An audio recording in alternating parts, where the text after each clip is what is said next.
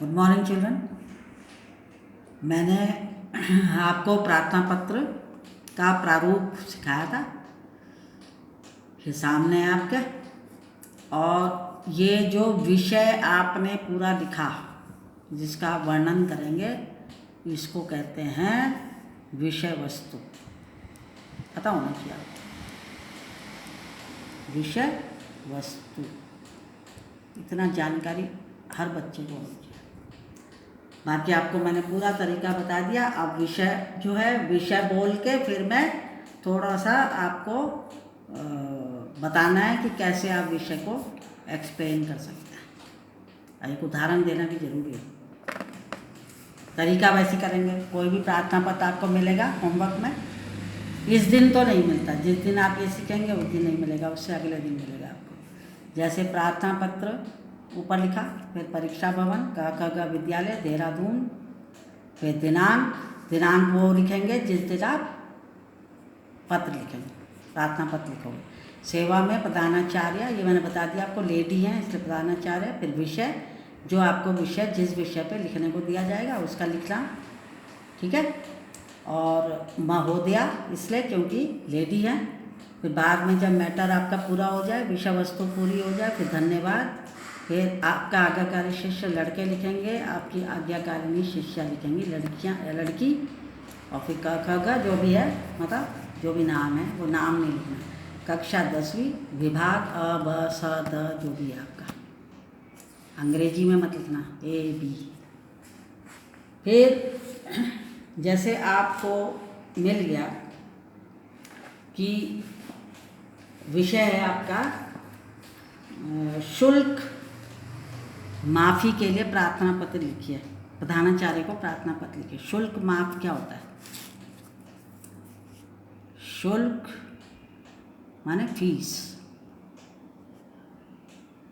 शुल्क माफ़ी के लिए इस तरह से मैटर आएगा आपको, कभी कभी बड़ा मैटर भी आ जाता है।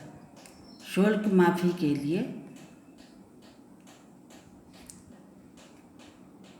प्रधानाचार्य, क्योंकि आपके स्कूल में प्रधानाचार्य है, को पत्र लिखिए। ये ऐसे मैटर आ गया आपको, विषय आ गया आपको। तो आप यहाँ पे क्या लिखोगे विषय में? इसी को सब मान लीजिए ये मिल गया आपको, तो यहाँ पे विषय क्या होगा आपका? यहाँ पे मैंने डॉट्स लगा दिए इसलिए यहाँ पे बता रही, यहाँ मत लिख देना, यहीं से लिखना है, ऐसे लगा के और फिर यहीं पे शुल्क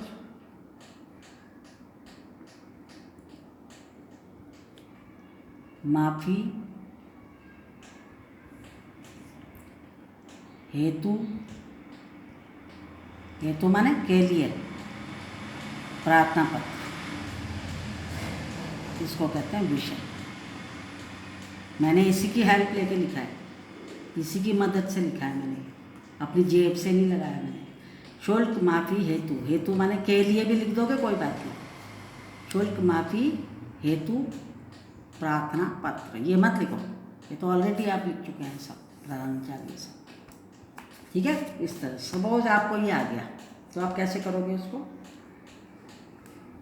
यहाँ तक आप ऐसे लिखोगे, फिर यहाँ से आप, ये विषय आपका हो गया, यहाँ पे आप लिखोगे विनम्र निवेदन है या नम्र निवेदन है कि मैं 10वीं अ ब स द जो भी है उसमें से एक कोई भी ले लीजिए।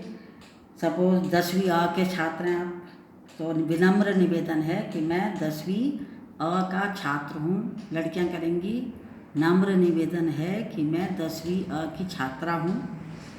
मैंने कक्षा 9 में 98% अंक प्राप्त करके, वो आपकी मर्जी है आप कितने अंक बताते हैं, और अच्छे बताइएगा, इतने अंक प्राप्त करके विद्यालय में प्रथम स्थान प्राप्त किया। मेरे परिवार की आर्थिक स्थिति अच्छी नहीं है, इकोनॉमिक कंडीशन जो है आपके घर की, पैसा संबंधी वो ठीक नहीं है। तो मेरे परिवार की आर्थिक स्थिति ठीक नहीं है, अच्छी नहीं है। पिछले वर्ष मेरे पिताजी की नौकरी चली गई थी, कोई भी कारण दे सकते हैं आप, या मेरे पिताजी बीमार पड़ने के कारण उनकी नौकरी चली गई, कुछ भी कारण दे सकते हैं, वो आपकी इच्छा है। या पिताजी काफ़ी समय से बीमार हैं जिसके कारण हमारे घर की आर्थिक स्थिति अच्छी नहीं है, तो ऐसे समय में मेरी माँ को कहीं छोटी मोटी नौकरी मिल गई है जिससे वे अपने परिवार का निर्वाह कर सकें, गुजारा चलाती हैं या जो भी लिखें आप। इसलिए मेरा मासिक शुल्क, मासिक क्या होता है? हर महीने, पर मंथ जो आप फीस देते हैं, मासिक माने महीना, मासिक शुल्क। इसलिए